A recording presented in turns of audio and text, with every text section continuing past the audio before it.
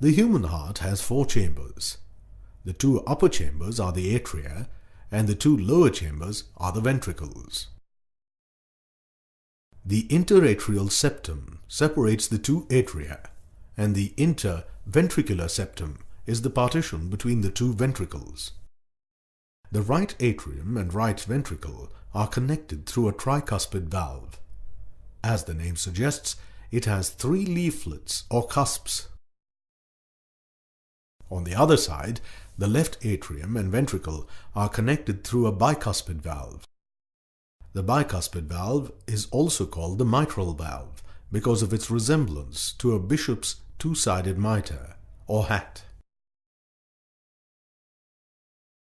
The leaflets of these atrioventricular valves are connected to fibrous tissue called the chordae tendineae, which in turn are attached to papillary muscles.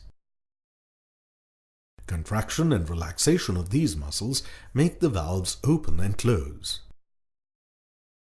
There are also valves at the opening of the pulmonary trunk and the aorta. These are called the pulmonary valve and the aortic valve, respectively. Because of their crescent moon shape, these 2 valves are also called semilunar valves. The characteristic double-up sound of the heartbeat is produced during the closing of the heart valves. The thickness of the walls of the 4 heart chambers varies with their functions. The walls of the atria are thinner than those of the ventricles, as the blood needs to be pumped into adjacent ventricles only. The left ventricle pumps blood a greater distance at higher pressure. Therefore, the wall of the left ventricle is thicker than that of the right ventricle.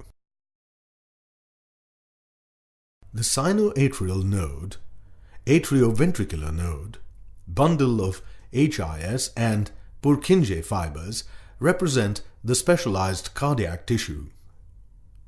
These fibers are autoexcitable as they have the potential to generate electrical activity without any external stimuli. This makes the heart beat continuously.